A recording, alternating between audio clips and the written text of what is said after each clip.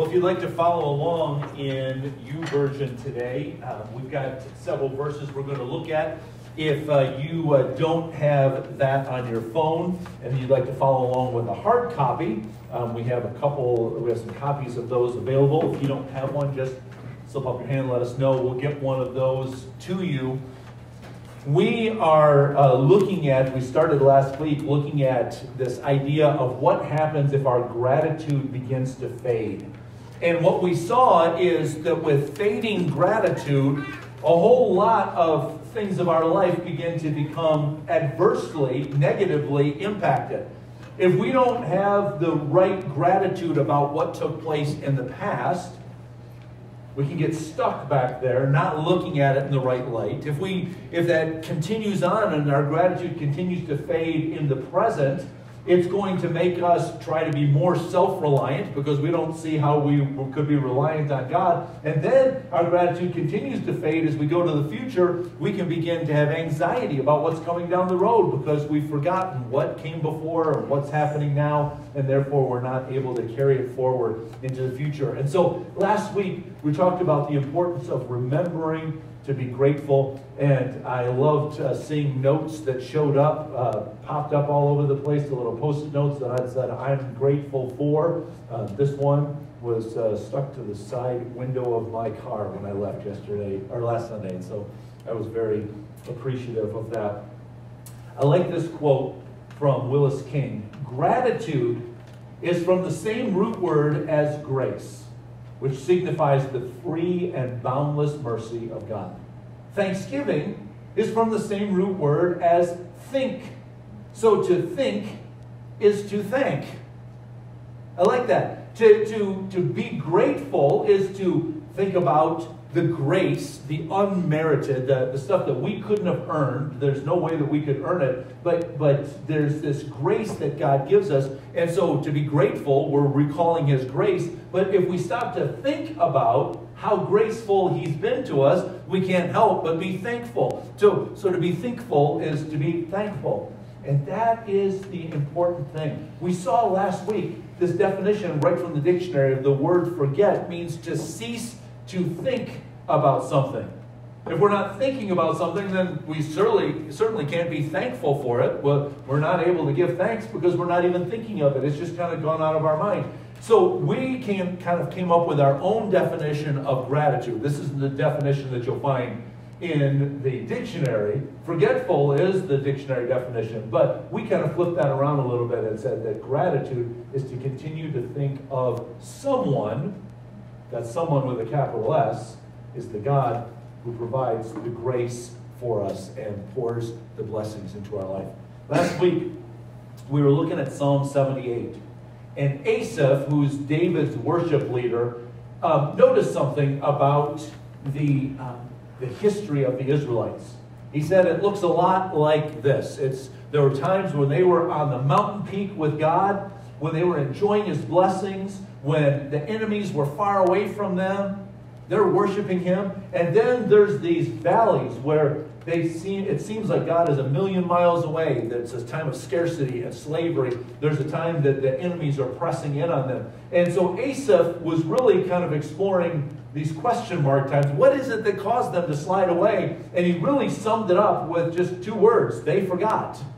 They didn't keep it in mind what God had done for them. And so when they were on these mountain peaks, they began to take it for granted instead of with gratitude, and then began to slip away and slide down. And guarantee you that they remembered when they were down in the trough, when they were down in the valley, they said, oh yeah, remember how it used to be? What did we do differently? Oh yeah, our focus was on God, and then they could return to Him. And sadly, they didn't stay there.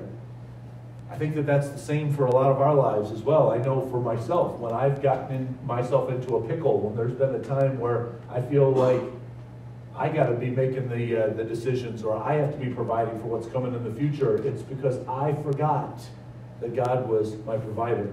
But there was one story here in Psalm 78, because Asaph kind of goes through and does like a big overview of the history of the Israelites from the time of their captivity all the way up. Now remember, he's the worship leader for David. And so Psalm 78 closes with the words about David being their king.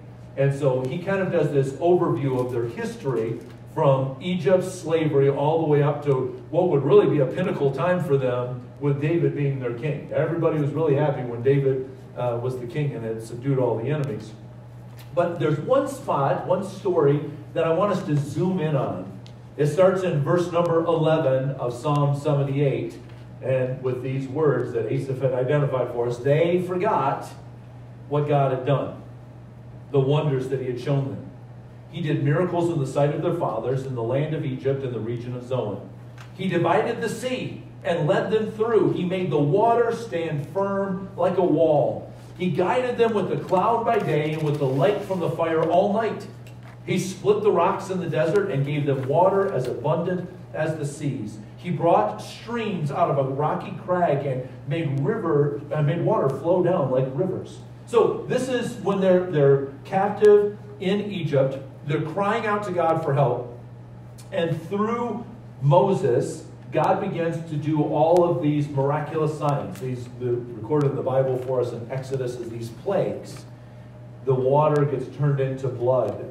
There's gnats, there's frogs, there's locusts, there's hailstorms, there's darkness. And ultimately, the firstborn of every family dies in one night, except for those families that had the blood of a lamb applied to the doorposts of their house.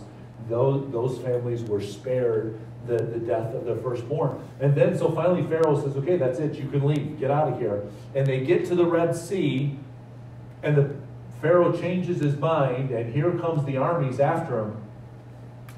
Moses prays, and God opens up the Red Sea. As Asaph says here, the water just stood up like a wall. And they walk through on dry ground. They get to the other side, and as the Egyptian army tries to pursue, the waters close back up on them and drowns them in the Red Sea. They get out to the other side, and I don't know if you've ever been in a desert. For as hot as it is during the day, it's just as cold during the night.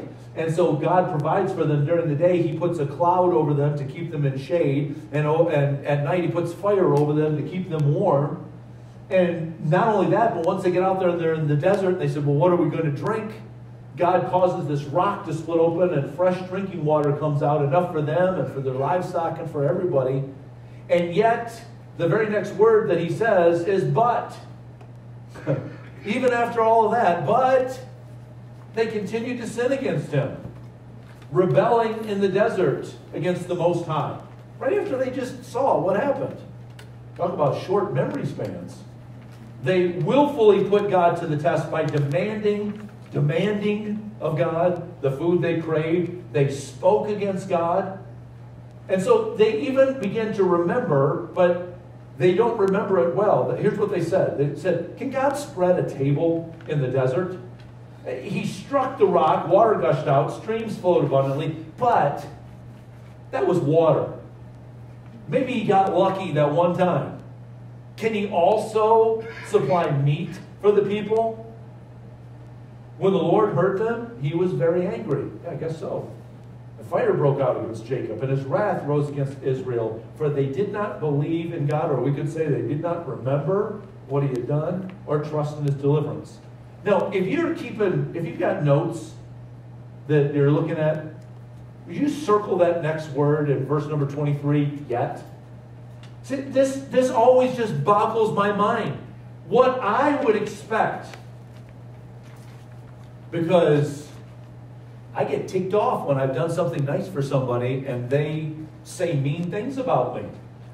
They treat the gift that I've given them like it was harmful and not helpful. What I would expect that next word to be is something like, therefore, the fire continued to come down from heaven and burn up all of these ungrateful people. And yet, God completely flips it around and he says, yet, God gave a command to the skies above and opened the doors of the heavens. He rained down manna for the people to eat. He gave them the grain of heaven. Even though he's mad at these people, he says, I'm still going to provide for you. And then look how Asaph describes it. Men ate the bread of angels. He called manna the bread of angels. Now, let's go back to when this first takes place. It's in Exodus. All the way back, Exodus 16. Verse number 4, the Lord said to Moses, I will rain down bread from heaven for you. The people are to go out each day and gather enough for that day. Okay, so this is, God says he's going to do this. Asaph said he spoke to the skies and it rained down. So here's what happened. Verse number 14. When they would get up in the morning, there was dew that had been on the ground overnight. And it says, when the dew was gone, thin flakes like frost on the ground appeared on the desert floor. When the Israelites saw it, they said to each other, what is it? For they didn't know what it was. Now, in Hebrew, what is it is one word in Hebrew, and that word is manna. So every day when they were eating the food, what they were eating was, what is it? Okay, that's what they called it. They didn't have a name for it. Nobody had ever seen it before. So then they're like, what is this? Yeah, it is. Let's eat it. Okay? Moses said to them, it is the bread the Lord has given you to eat. This is what the Lord has commanded.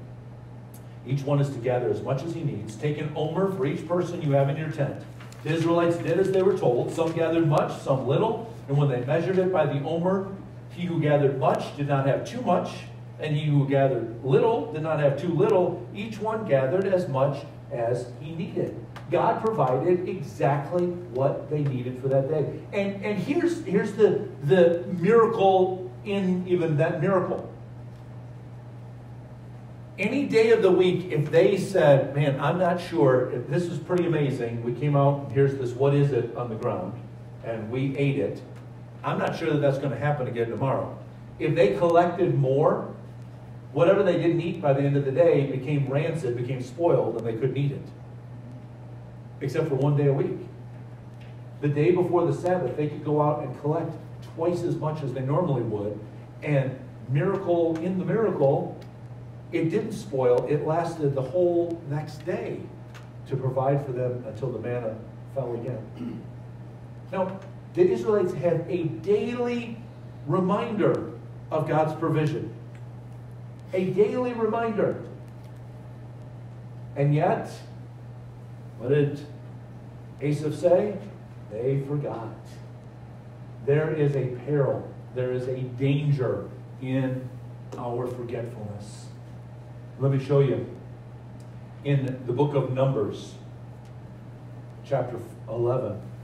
Now, we haven't gone that far down the road, because if you go just a couple of chapters farther on in Numbers, this is the time where Moses sends the spies to go check out the promised land. And so we're only talking just a matter of a few months for them to get to this point. This hasn't even begun their 40 years of wandering in the wilderness. So let's give them the benefit of the doubt. Let's just pick a bigger number. It didn't take this long. But let's say that it had been a year. Okay? It wasn't even close to that. But let's just say only a year has gone by. And God has provided day after day after day. Not a day has failed to provide just as much as people need for that day. And yet, in Numbers 11, we see this danger of their forgetfulness. Verse number 4, the rabble with them began to crave other food. That's what Asaph talked about, their craving as well. And again, the Israelites started wailing. And they said, if only we had meat to eat. We remember, oh sure, they remember this part, the fish we ate in Egypt at no cost. Also the cucumbers, melons, leeks, onions, and garlic. But now we have lost our appetite. We never see anything but this manna. Boo-hoo, God provides for us every day. Is what they're really saying. I find it very interesting when we are forgetful about what God has done in the past, how we begin to view the past.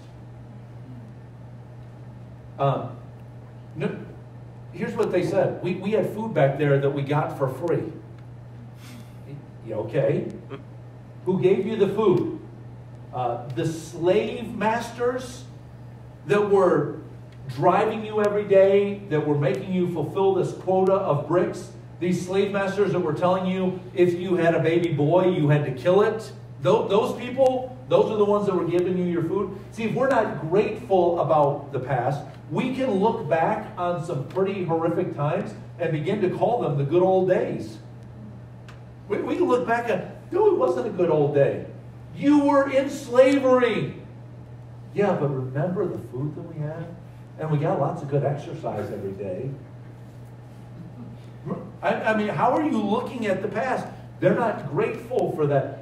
The other thing that can happen sometimes when we look back at the past is sometimes we can beat ourselves up for the situation we were in. I hear people say this to me all the time. You know, I can't believe how stupid I was. I was, man, I could kick myself. Really? Why? What happened? Well, you know, and it boils down to this. They'll say something like, if I would have known then what I know now, I wouldn't have done back then what I did. And I say, yeah, but you wouldn't know what you know now if you didn't do what you did back then. Right. So if nothing else, there's something to be grateful for. Now you know what you know, so you don't have to do what you did ever again. And maybe you can help somebody else. When they start going down that same path, you can say, hey, you know what? I've been down that path. I can tell you from personal experience, it's not a pleasant journey. So can I give you an alternate route? Can I give you some help so that you don't have to go down there? So you can let your hindsight be somebody else's foresight.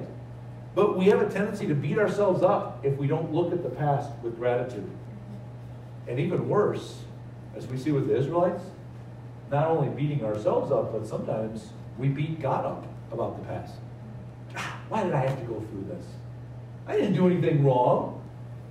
I wasn't a sinner. I was just minding my own business. How come I had to? What in the world were you trying to do there, God? And we start questioning him. Look at how quickly the Israelites go into this downward slide. Just a matter of months. And they're already going, remember how it used to be? They're not grateful for the provision that they had. They're not grateful for the deliverance that they received. Well, it makes it really hard then to be grateful for where's God taking us next. And we see it in Numbers in just a couple of chapters when they go into the promised land and they go, oh, there's giants in here, we can't go in. Really, this God that, do you remember what he did for you in Egypt? The most powerful nation in the world, how he brought them to their knees to bring you out, and now you think he can't do anything? See, that's what the peril, the danger is in our forgetfulness. We look at the past the wrong way. We're not grateful for the blessings that we have right now, and we certainly don't have any hope for what's coming in the future. But we have to begin to look at the past in the right light, with the light, the thought of gratitude. We have to think about it so that we can be thankful for it, and we can see God's grace even there. Let me show you a couple of things of grace. Here's what God says in Isaiah 46. I like it out of the Amplified version. Earnestly remember the former things, the things in the past, which I did of old. For I am God, and there's no one else. I am God, and there is none like me. Declaring, notice this phrase, the end and the result from the beginning. And from ancient times, the things which are not yet done, saying, my counsel shall stand, and I will do all my pleasure and purpose. Now, when you look back at your past, there might be some things that you look at and go, I had no idea why I had to go through that. Except for what God said is that he didn't miss it. He didn't say, oh, sorry, I was on vacation that week. That's why I couldn't help you out. But we'll make up. But he said, everything that I've planned. So from before God said, let there be light, from before Genesis 1:1, when he began this universe, he already knew what his plan and his purpose was for everyone, including you and me. And what we have gone through is part of his plan. Sometimes you might get a glimpse of that. Sometimes you might say, you know what? I'm grateful for that lesson I learned because I wouldn't have learned it any other way. If I hadn't gone through that, I wouldn't have learned this, what I know now. Sometimes somebody's going to maybe say something to you like, hey, you know, back there, I watched you. I saw you go through that. And it helped me by seeing what you went through. Because I thought I was all by myself. And then when I saw you struggling with the same thing, I realized, hey, you know what? I can get through this too because they did. Sometimes you'll get that. But ultimately, we're going to see when we get to heaven how God's plan for our life just fit perfectly with his plan for everything. And so Romans 8, I like this out of the Living Bible, and we know that all that happens to us is working for our good if we love God and are fitting into his plans.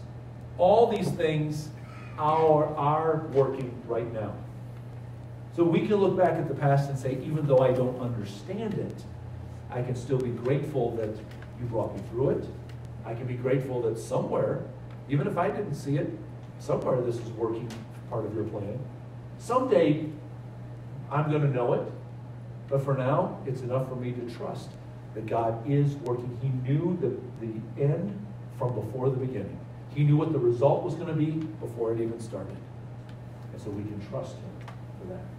Now, I want one more thought I want to share with you about gratitude and looking back on our past. But let me just take just a little side note for just 1 second. Notice in Numbers 11:4, there's a rabble that starts grumbling, starts complaining. The Message paraphrase calls them the riffraff. There's the riffraff that start complaining. They start complaining, and then the Israelites start wailing. Friends, I promise you, the people that you hang out with do affect your attitude. They do affect your attitude. And negative attitude people, unthankful people, are much more likely to pull you down than you are to pull them up. It's just like if somebody is standing up on this chair and they're trying to pull me up to their level, it's going to be a lot easier for me to pull them down off of that chair than it is going to be for complainers. Always pull people down. If you have people in your life that have a hard time finding anything to be thankful for, you probably need to not have them in your life. You probably need to not be on a journey with them. Or you need to be trying to help correct them. Say, really? Are things really that bad? I asked somebody once, he was an acquaintance, and he was complaining about something, and I just looked at him, and I'll just call him Bill. That wasn't his name. But I just said, hey, Bill, are you ever happy? And he's like, what the does that mean? I go, well, I just hear you complaining a lot. You know, if your team wins, if your team loses, it doesn't matter. You're still complaining. If things go right, if things go wrong, you're still complaining. You know, I'm just wondering, whatever makes you happy? And he just kind of looked at me and just kind of, laughed it off a little bit. But I noticed, slowly, surely, over time, wasn't complaining as much, at least not around me, which I'm fine with that. The riffraff in your life will cause you to look back on the past in a wrong light. So this is what I love, what Paul says. These are the kind of people that you need around. People that'll do this. Speaking to one another with psalms, hymns, and songs from the Spirit. Sing and make music in your heart to the Lord, always giving thanks. These are the people that you need in your life. To God the Father for everything in the name of our Lord Jesus Christ. Now, sometimes you can't escape some of the negative people. They work next to you, and you can't get another job. They might even live under the same roof with you, and you can't move to another house. But if you continue to speak with psalms and hymns, and if you continue to give thanks for everything, it really is going to throw some cold water on their complaining. But you have to be so aware. If it's possible for you to get away from those riffraff, do it. Because they're going to pull you down. Just like the Israelites. You're going to start wailing about, remember what we used to have in the past? It was really good. No, it wasn't really good. You're looking at it in the wrong light.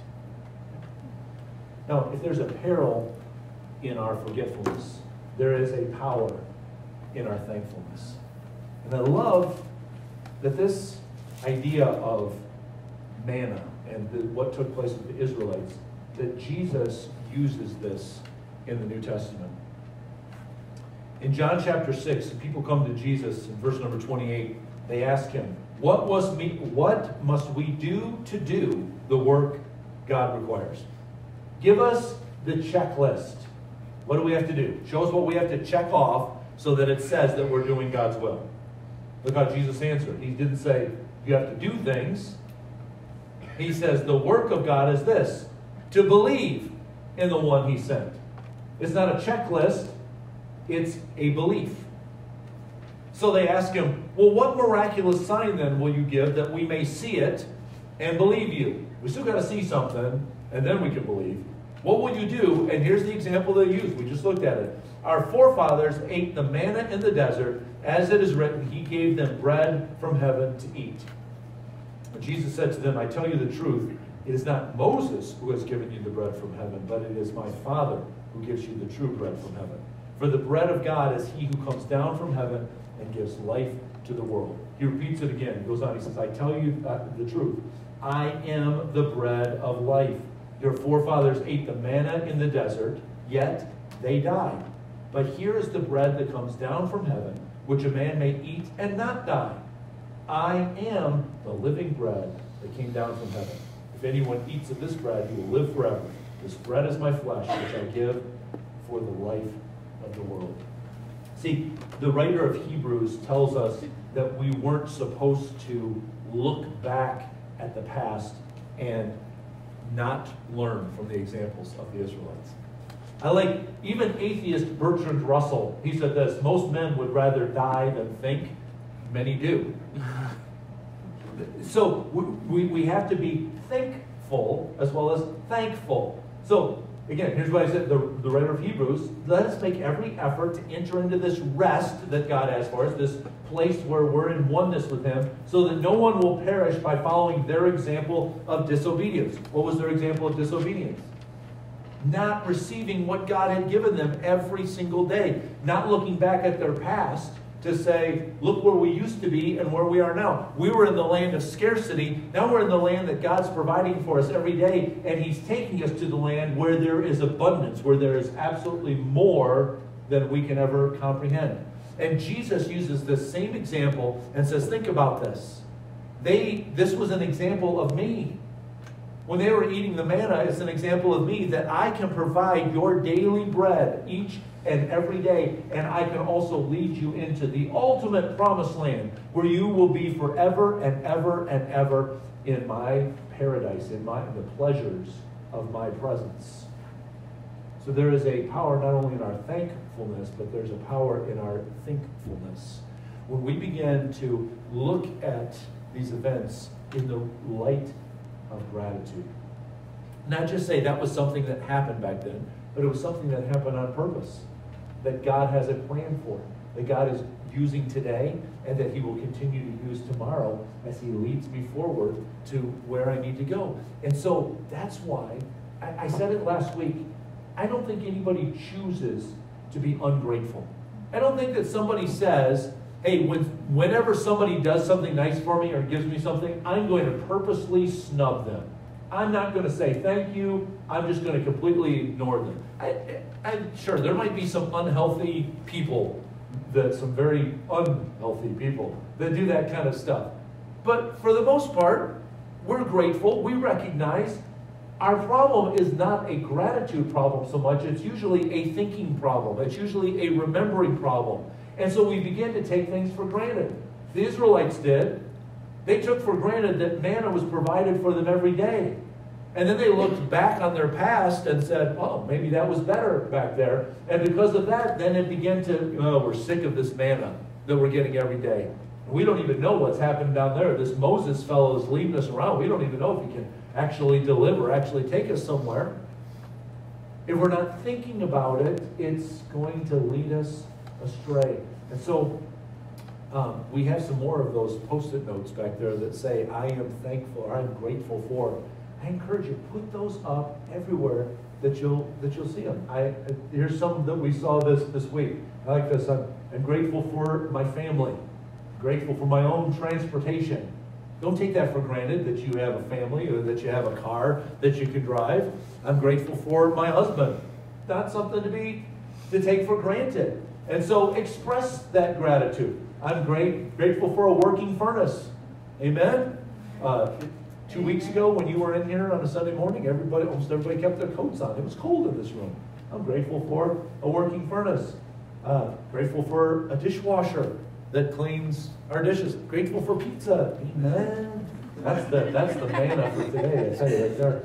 And, I like, it says, and we looked at the verse last week where Moses said, put these reminders everywhere, put them on the door frames of your house. He says, put them on your forehead, so you just have them right there. I like when people just take that literally and say the things that they're thankful for. Just put it right there. Put these reminders up all over the place. Again, what Willis King said to us. Gratitude and grace are connected. Thinking and thanking are connected. So we have to have those reminders in front of us all the time. We have to make it our reflex to be grateful for what is happening, what has happened, and what's going to happen. As soon as our gratitude begins to fade, we start to view the past negatively, grumble and complain about the present, and get anxious about the future. What gets us back on track is to be grateful for what God has done, what He is doing, and what He will do. We have to think so that we can thank. We have to recognize His grace so that we can be grateful. We sang these words just a few minutes ago. Oh, to grace, how great a debtor daily I'm constrained to be. And I love this picture. Just let thy goodness like a fetter bind my wandering heart to thee. I think about those prisoners that, sometimes you see in a movie that they take the handcuff and the deputy or the marshal has it on one wrist and he has the bad guy on the other one. They're connected. That's really what Robert says in this song is take my heart and just bind it. Put it like a fetter right there to all of your goodness that I can see it all the time. Because here's what I recognize about myself. I'm prone to wander. I'm prone to forget. And when I do, I leave the God I love. So here's my heart, Lord. Take and seal it for your courts above. We got to put those reminders in front of us. Psalm 40. O Lord my God, you have performed many, many, many, many wonders for us. Your plans for us are too numerous to list. You have no equal. If I tried to recite all your wonderful deeds, I would never come to the end of them. Let's put those reminders up everywhere that we can. We're gonna resupply you over the next couple of weeks with more of the post-it notes that are going to be stamped with "I'm grateful for." But after a while, you're going to know what just a post-it note stuck randomly on something means, and just do that. Whenever, make that your reflex. Try to not go through a day without saying, "Here's something that I'm grateful for." Think about your day, and you can be thankful for the grace that God showed you in that day. Let's pray. Lord, thanks. As this psalmist said, if we were to begin to list all the wonderful things that you've done for us, we would never come to the list. Even the fact that we can take a breath into our lungs to be able to form these words is a marvel. I think about Isaac Newton, that just sitting there contemplating his thumb, and he said to you, God, if I had nothing else to study but the mechanics of the way my thumb works, that would be more than enough for me to know you as the Creator and the God that loves me. Oh God, we're surrounded by so many blessings. We're surrounded by your beauty, your majesty. Help us to not be people that forget, that allow our gratitude to fade. Help us to be able to look back on things that took place in our past. There might be things we don't understand now. But God, we can at least trust that you had a plan. You're still working your plan. And that you're working all things to good that someday we might know. But we're grateful that you're still God. Let us look at the manna that you provide for us every day And know that that is going to, just like with the Israelites, it provided for them for 40 years in the wilderness until the day that they came into the promised land. God, you're going to continue to give us our daily bread every day. That's what Jesus taught us to pray. Give us this day our daily bread, our daily manna, the bread of angels that you can supply to each and every one of us day after day after day until that time that you call us home into your presence forever. God, help us to be grateful. Help us to be thankful about your grace so that we can be thankful about the blessings that you pour out into our lives. Help us to be able to even overwhelm the negative people around us, that their negative talk and their complaining begins to sound so distasteful in even their own ears because they see how grateful and thankful that we are to you day after day. Let our gratitude, let our thankfulness, let our hearts that are bound to your goodness be such a testimony that people will see what we have and come to us and say, how can I have the same life that you have? And we can point them to the true manna, a relationship with Jesus that will provide for them as well, forever and forever and forever. Thank you, Lord, for your blessings. Thank you for the privilege of being able to express our gratitude. May we never forget. In Jesus' name. God bless you, friends. If you don't have any of those Post-it notes, or maybe you use them up, there's some extras back there. Feel free to grab those on your way out. If you put them up somewhere, take a picture, send it to me. I love seeing those. It'll be a blessing to others. But have a wonderful week. Oh, thank you. There's going to be some guys that are going to wait in the back for you on your way out. If you have tithes or offerings that you'd like to give, they'll receive those back there. God bless you, friends. Have a wonderful week. I love you bunches.